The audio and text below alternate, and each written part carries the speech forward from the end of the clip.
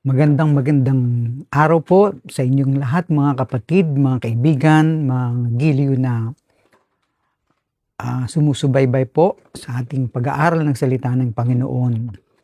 Muli po tayong nagbabalik sa pag-aaral ng salita ng Diyos ngayong gabi. At kung mapapansin po natin, tayo po ay magsisimula o nagsisimula sa isang serye ng pag-aaral ng salita ng Panginoon. At magmula po ngayon ay magpapatuloy po tayong sisilip sa ano nga ba talaga ang kumpletong plano ng Diyos sa sangkatauhan at sa sangsinukob. Napaka-importante pong mapag-usapan ito sapagkat kung hindi po natin ito makikita, nagkakaroon po tayo ng alinlangan o hindi nagiging matibay ang ating pundasyon bilang mga Kristiyano at mga tagusunod ng Panginoon. At nakita po natin sa pagtuturo ng Apostol Pablo, kung babalikan po natin ang ikalawang Korinto 5:17 hanggang 20 po, ang sabi po ni Pablo doon, "Therefore, if any man is in Christ, he is now a new creation.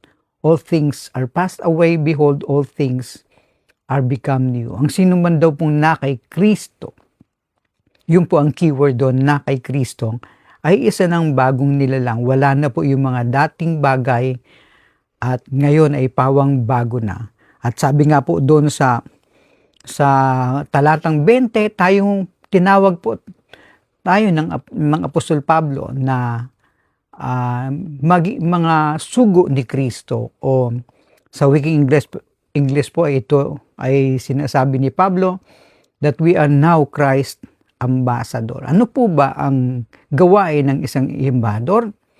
Ito po ay nagre-represent ng isang estado o kaharian.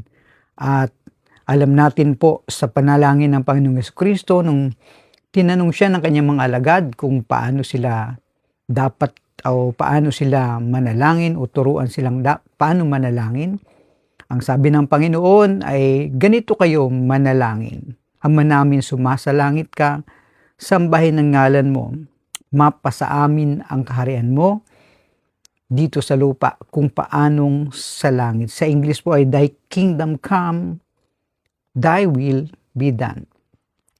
So, itinuturo ng apostol ng Panginoong Jesucristo sa kanyang mga alagad na sila ay maghangad na bumaba ang kaharian ng Diyos sa kanila at ang kalooban niya ay masunod kung paano sa langit ay gayon din po sa lupa.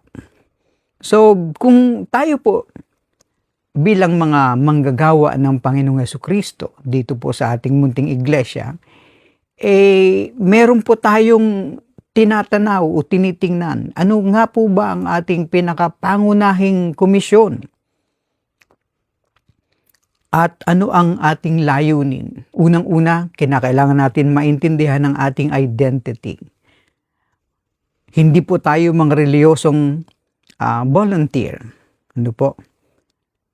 Tayo po ay tinatawag na mga commissioned na ambassador ni Kristo. Ano po ang ibig sabihin noon? Tayo po ay mayroong takdang gawain na pinagagawa ang Panginoon. At upang maging maliwanag po ito ay sinikap natin na bumalik doon sa aral ng mga naunang mangangaral tulad nga po ng mga apostol, at ito'y naipasa hindi lamang ng mga apostol kundi naipasa po ito sa mga sumunod na mga champion sa pananampalataya. At nariyan nga po ang mga katulad po ni Origen na nangaral. At kung maalala po natin nung nakaang Friday ay pinag-usapan po natin na nung panahon ng unang 5 siglos, ay merong mga 6 na pangunahing paaralang Biblia. At ang 6 pong ito ay kinakatawan ng 4. Doon po sa 4 ay 4 po ang pangunahing paaralang Biblia nagturo ng tinatawag na universalism. sa wikang Ingles. At ang isa po ay nagturo ng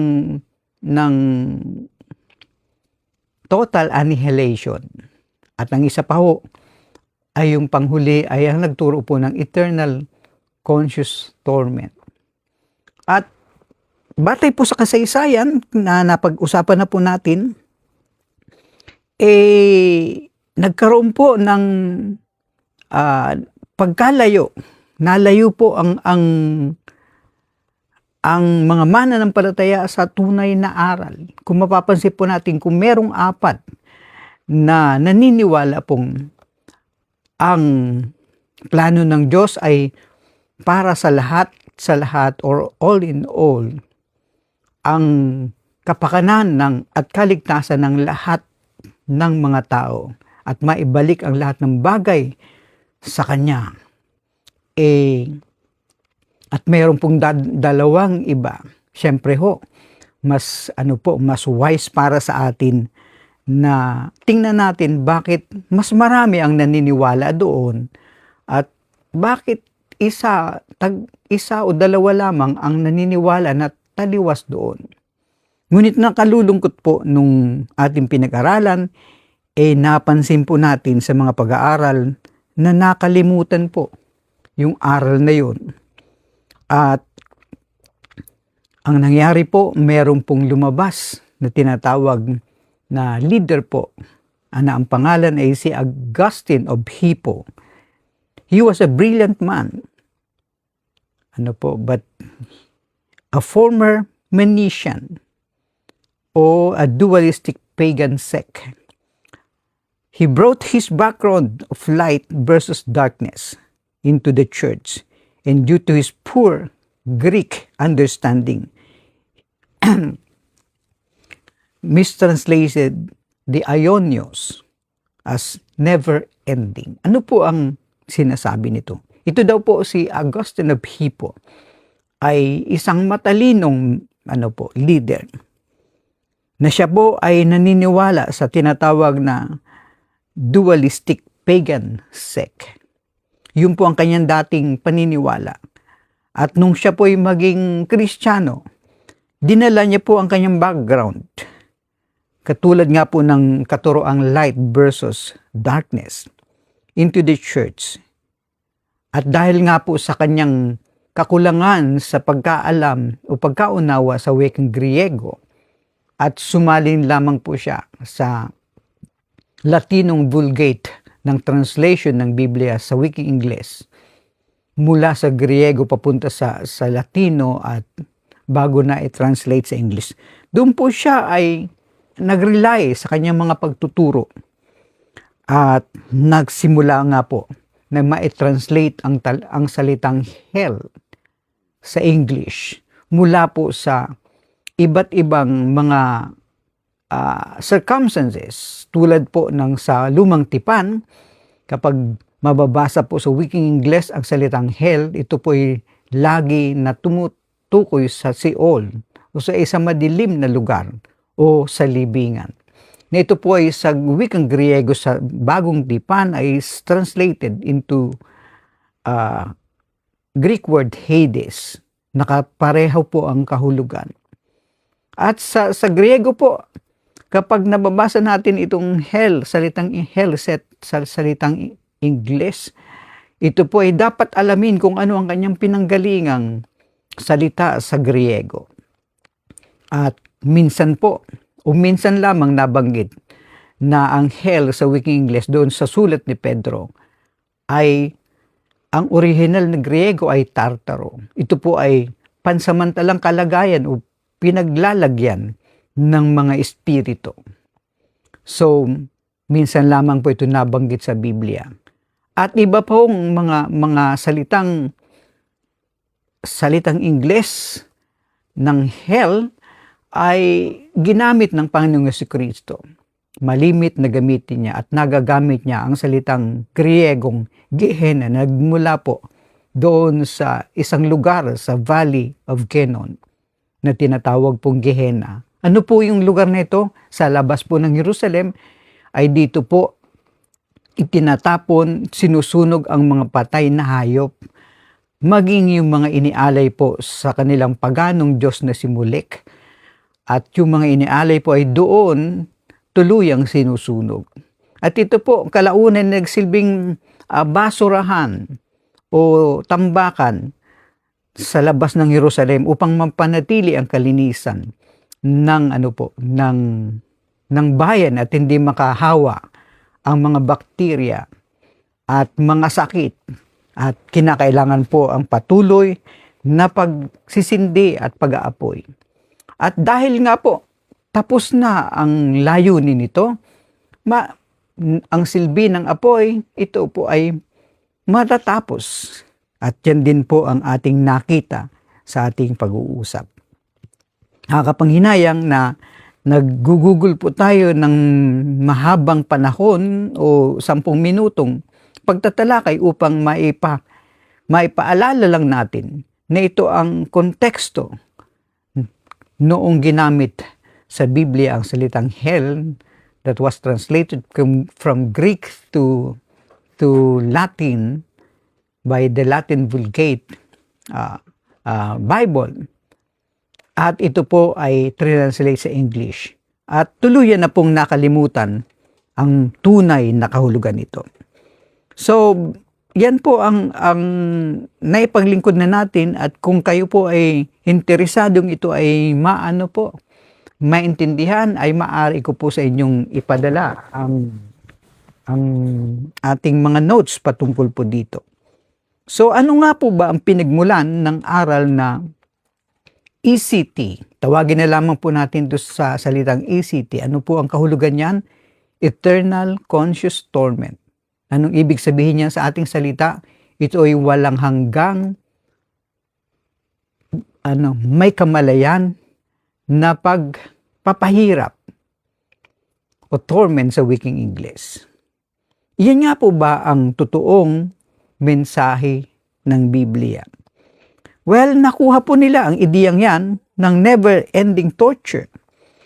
It did not come from the Hebrew prophets. It came from Greek and Roman mythology.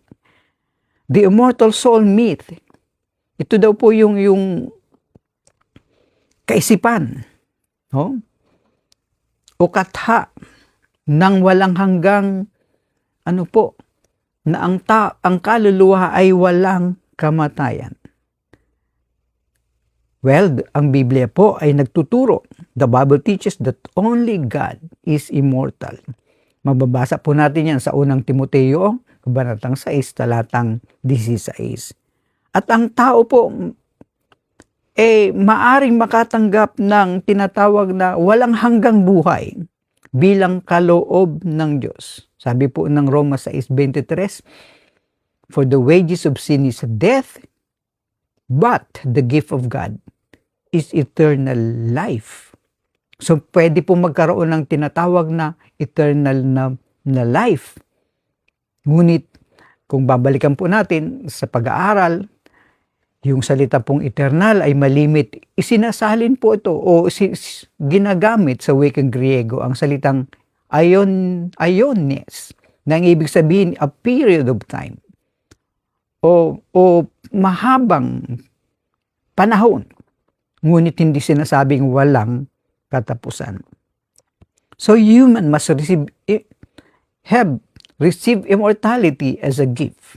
Pag sinabi po natin immortality, ito po ay maaring meron ding hangganan, sapagkat sabi po, malinaw ng Biblia, walang ibang immortal kundi ang Diyos. However, si Plato po, itinuro niya that soul is inherently indestructible. Hindi po mamamatay. So ano po ang naging trap nito? Kung ang kaluluwa ay hindi maaring mamatay and it rejects God, the system has to put it somewhere forever. This forced the invention of an eternal torture chamber. Dito po sa kaisipang ito, naisip nila na maaring merong tinatawag na eternal and torture chamber.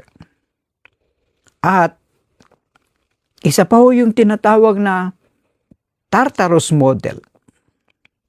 Sa Grego po, poetic Greek like Homer and Virgil. Dinidescribe po nila ang Tartarus, which is a deep abyss of eternal suffering for the wicked.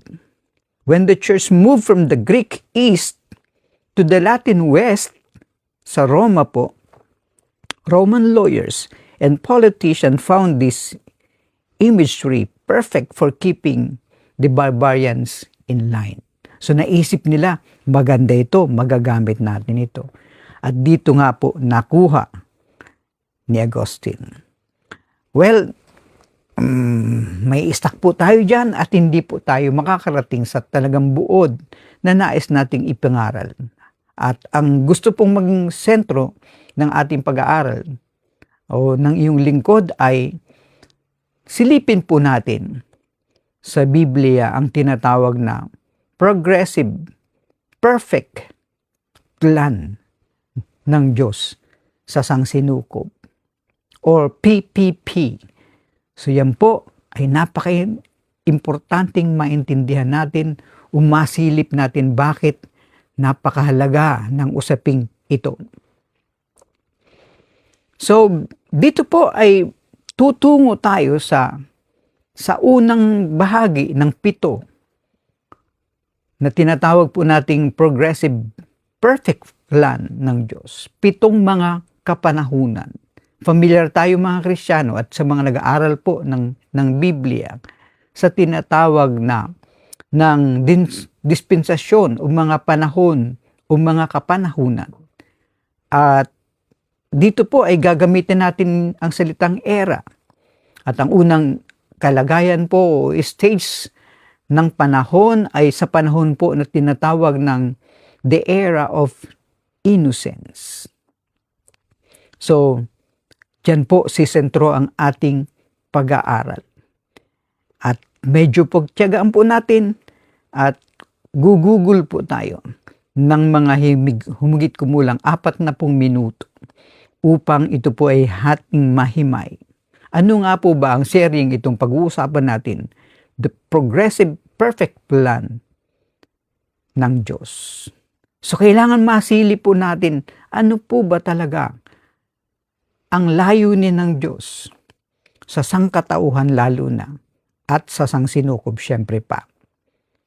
Kung concern ng Diyos na maibalik ang lahat ng bagay sa kaayusan, sa mga bagay sa sanlibutan at sa sangsinukob, hindi po kaya mas mahalaga sa Kanya na maibalik ng mahusay ang sangkatauhan? Tutungo po tayo sa pag-aaral ng ating sentro ng ating pag-aaral.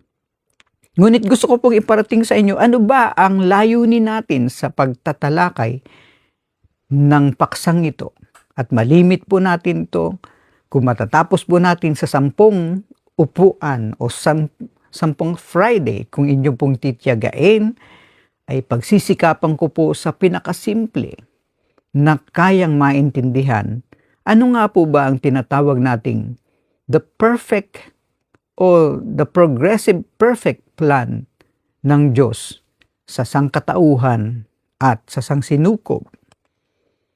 So ang layunin po natin dito sa pag-aaral nito ay upang ating mapawalang saysay ang isang religious idea that man was created flawed or guilty. At ito po ay dahil sa pagkahulog ng tao sa pagkakasala. At nais din po nating ma-establish ang legal blueprint of humanity as the king's authorized governors of earth. Tama po ang inyong narinig. Ang Diyos ay nilagay niya ang responsibilidad sa sangkatauhan na maging tagapangasiwa o maaring tawagan po nating stewards o maaring tayo po ay governors ng sanlibutan. At gusto natin kung ilalagay po natin sa isang saligang batas o konstitusyon ng isang lugar o isang bansa, makikita natin sa isang legal na pagpananaw, pwede nating gamitin ang salitang constitutional basis. Ano yung batayang, saligang batas na batayan? Ito po yung pinakabuod ng ating teksto.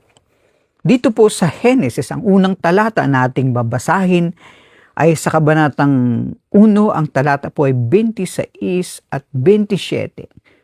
At ang ating pagbasa po, sapagkat sa paniniwala po ng iyong lingkod ay ang translation sa English, ang tinatawag na English Standard Version, ay malapit-lapit doon sa original na pagkasulat ng Biblia. Mula sa Hebreo, Griego, Aramaiko patungo sa wikang English. Ano po? So ang sabi po doon, then God said, ano po? At sinabi ng Diyos, let us make man in our image. Huwag po nating bitawan o bigyan po natin ng pansin ang salitang as o natin. Nagsimula po ang talata, then God said, let us make man. Inisip natin, sino kaya ang kausap ng Diyos? At napaka-importante na malaman natin na yung salita pa lang na Diyos ay sa kanilang salita ay isang plural po. Elohim o plural. So ibig sabihin may kausap ang Diyos. O baka naman anghel ang kausap ng Diyos. Hindi po pwede sapagkat hindi naman kamanlilikha ng Diyos ang isang anghel.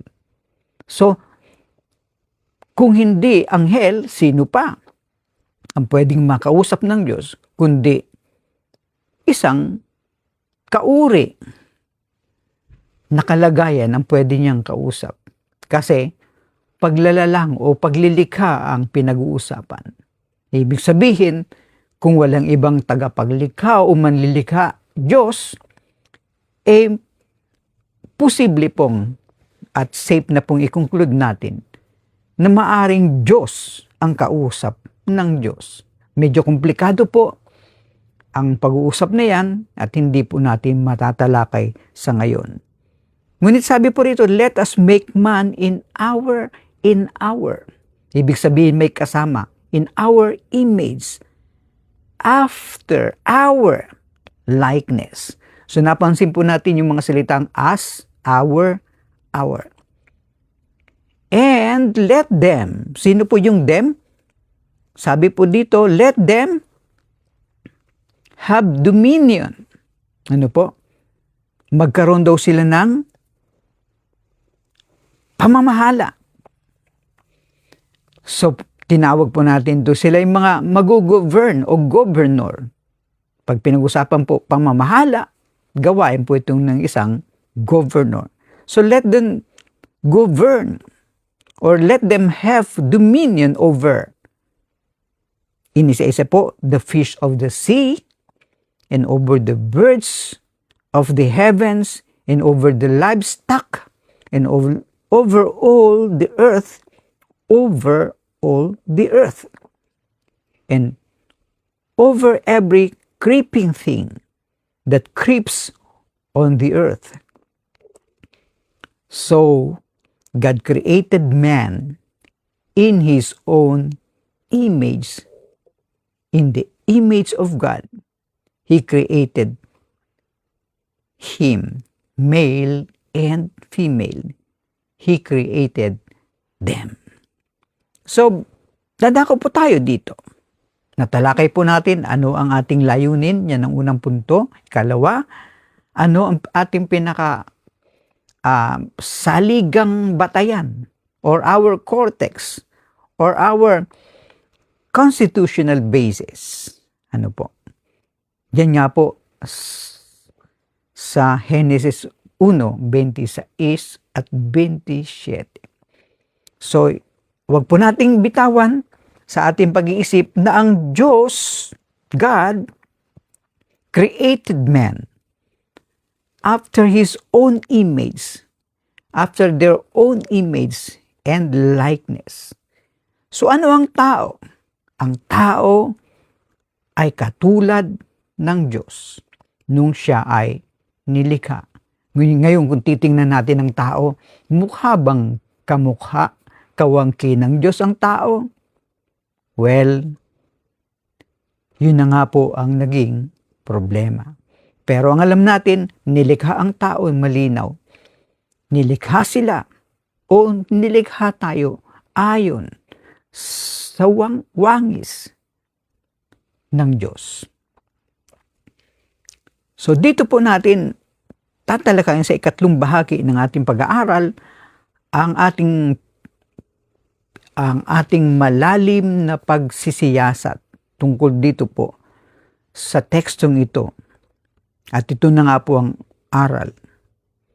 Nagkaroon po ng una, dito po sa ikatlong bahagi ng ating pag-aaral, ay nagkaroon po ng konsultasyon o banal na konsultasyon. Nag-usap-usap ang mga, ginamit ko po yung salitang mga sapagkat nung sinabi niya, let us, nagkaroon po sila ng konsultasyon.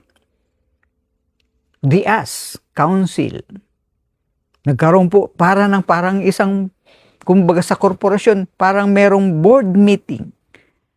Gagawa tayo ng tao o lilikha tayo ng tao. At naiko-conclude po natin ito na board meeting of the Godhead. Medyo mahirap intindihin, ngunit kung maintindihan natin lubusan ng Diyos, ay hindi na siguro siya Diyos sapagkat alam na natin ang lahat ng bagay sa Kanya. Hindi natin maintindihan sa ating matematika na yung dalawa ay maaring maging isa.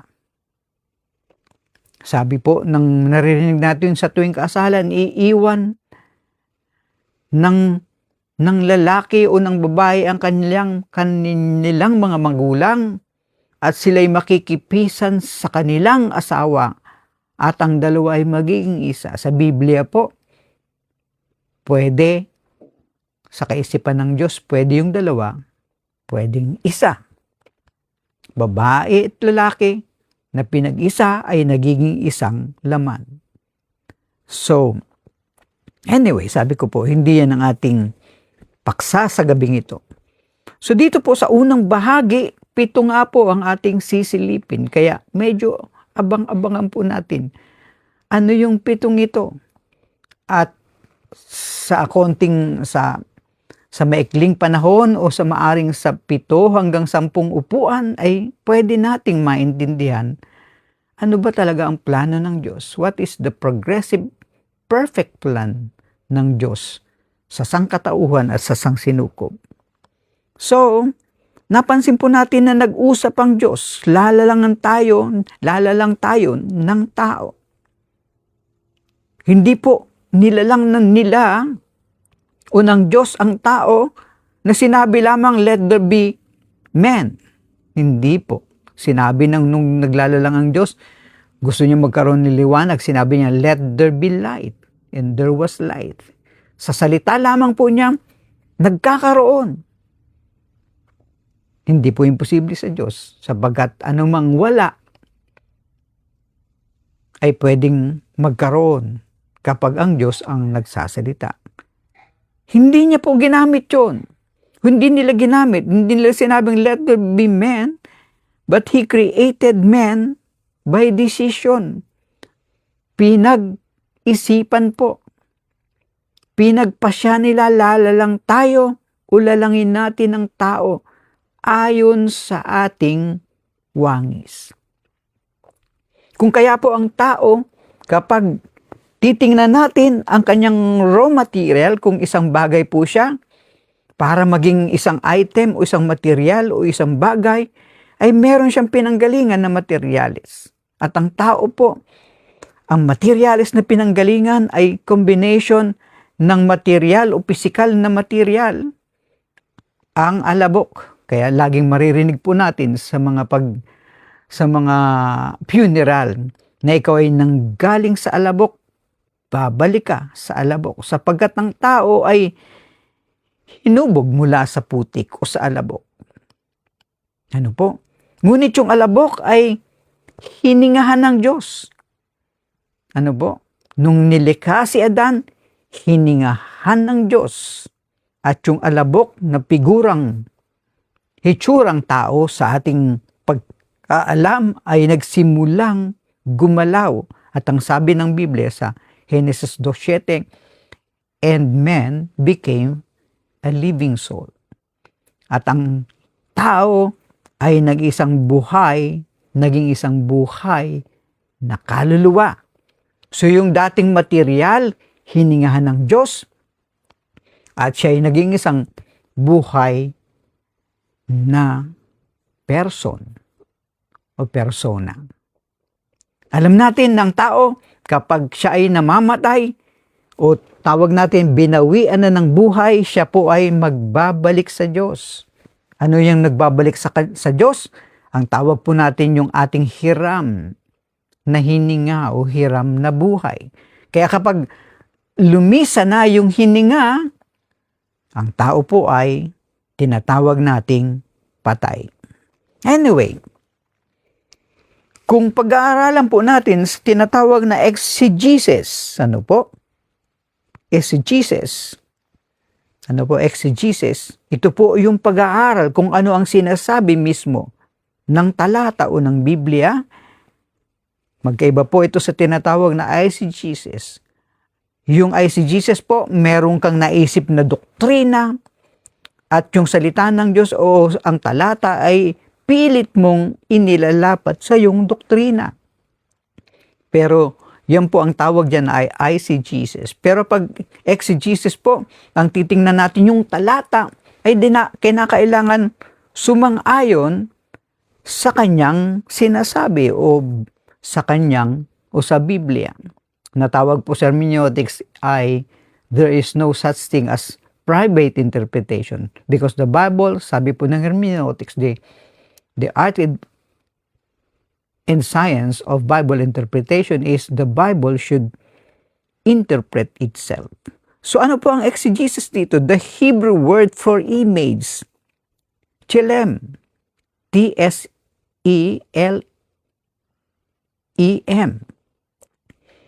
o likeness sa English, at demute, D-E-M-U-T-H, refers to a functional representative. Ano ang ibig iparating ng talatang ito? Ikaw bilang tao, kapag ikaw ay titingnan, ay ang original na disenyo sa iyo ay nire-represent mo ang banal na Diyos. Yan ang original na pagkakaplano ng Diyos sa tao. Ano po ang katotohanan dito? Man was not created to be a worshiper. Minsan-minsan nakakasentro po tayo na tayo ay nilikha upang sambahin ng Diyos. Pero dito po sa kabanatang 1 sa unang aklat ng Biblia, kapag pinag-uusapan po, ang pinag-uusapan po dito ay hindi pagsamba. Man was not created to be a worshiper in a temple. Hindi tayo nilalang para dinesign ng Diyos para sumamba tayo sa isang templo. Manapa, man was created to be governor, steward, tagapangasiwa in a territory. Ginawa tayong mga katiwala ng Diyos o mga tagapamahala. At ito nga po ang plano ng Diyos sa umpisa na tinatawag po natin the era of undisputed authority. Ito yung panahon na hindi matatawaran, hindi makakwestiyon na otoridad na ibinigay sa iyo. So yan po, noong ang Diyos ay magkaroon ng paglikha. There was a divine consultation. Bakit may konsultasyon? Nakita po natin yung mga pronoun na nagsabing us, our, ano po, dito po, ang ikalawa, ano yung tinatawag na dito kung ang unang kalagayan ay ang tao ay inosente, the era of innocence. Ano po ang kahulugan niyan? Tignan po natin ito sa salamin ng Biblia. Kapag reliyon po pinag-uusapan, ang salitang innocence defines as not having done anything wrong yet. Kapag inosente, hindi pa siya minsan man lamang nakagawa ng pagkakasala o pagkakamali. Ganyan po kung i-define ng mga reliyon ang salitang innocence. Pero sa ating pong pagtingin, ang innocence is a state of perfect alignment. Ano po ito? Ito po yung kalagayan na ikaw ay nakalinya, batay, ayon sa wangis, sa anyo o kalagayan ng Diyos. Hindi lamang po ito hindi nakagawa ng kasalanan. There was never an idea about sin nung nilikha ang tao. Bakit? Nung nilikha ang tao after the likeness and image of God. We are not created after the likeness and image of Satan. Or sabi po ng iba, si Cain ay anak ni Satanas. Nasalasihan si Eva. Alam niyo po bang may mga taong naniniwala dyan na si Cain ay hindi anak ni Adan at Eva, kundi anak ni Satanas kay Eva, ang unang tao na si Cain. Hindi po yan ang sabi ng Biblia. Haka-haka ng mga tao lamang yan. So, again, religion often defines innocence as not having done anything wrong yet. But for us, innocence is state of perfect alignment. Ayon sa wangis, batay sa wangis ng Diyos. Ano po ang gusto nating masilip dito? Adam and Eve were naked and ashamed. Batay doon sa Genesis 2:25. Sila po ay mga hubad. At hindi po sila nahihiya. Hindi nangangahulugang wala silang hiya. Magkaiba yun. Hindi sila nahihiya. Bakit? Sapagkat they had no internal conflict. Walang problema sa kanilang kabuuang pagkatao. Yung tinatawag nating the old man, sabi po sa unang binanggit nating talata, if any man is in Christ, he is a new creature. All things are passed away. All things. Behold, all things are become new. Wala pang tinatawag na old man sila. The old man did not exist yet. They were a perfect reflection of the Creator's character. So, kitang-kita kay Adan at kay Eva, makikita, mababanaag, masisilip, masasalamin ng Diyos kay Eva at kay Adan. At dun nga po ang problema.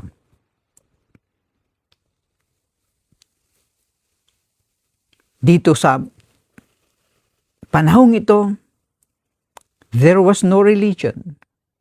Bakit? Because there was no separation. Hindi kailangan ng reliyon sapagat hindi sila hiwalay sa Diyos. Nakakausap nila, nakakahalubilo nila, kasama nila ang Diyos doon sa harden. Hindi kailangan ng reliyon. Ang definition po natin ng religion is man's effort to seek God. Kaya naimbento ang reliyon, nagkanya-kanya tayo ng pamamaraan upang hanapin ang Diyos. There was no religion at that time because there was no separation. Hindi sila hiwalay sa Diyos. Anong meron doon? Sa unang kalagayan, there was only relationship. Tandaan po natin yan. Yun ang kalagayan ng unang tao. Walang problema, kaya hindi kailangan ng reliyon sapagkat perfect sila, meron lang silang relasyon. Pangatlo, binigyan sila ng responsibilidad. This is now the mandate of dominion. Dito, ipinasa sa kanila ang responsibilidad. Pinasa ng Diyos. God gave man dominion, rada, sa wikang Ebreo. This is the legal right to rule. Ito yung kapangyarihan legal upang sila ay makapamahala. At ano ang sakop ng kanilang pamamahala? Sabi po doon sa talatang binasa natin, over all the earth. Binigyan sila ng kapamahalaan sa libutan. Over all the earth. God did not give man dominion over other men. Hindi po. Pamahalaan yung kapwa-tao. Malinaw po, binigyan sila ng kapamahalaan sa mundo. He gave man dominion over the environment. Sila ang mamahala. Sila ang mamamahala. Kung napansin po natin, ang ating mundo ngayon ay wasak, nagkakawindang-windang. Ito po ay dahil sa ating maling pamamahala ng mundo. So,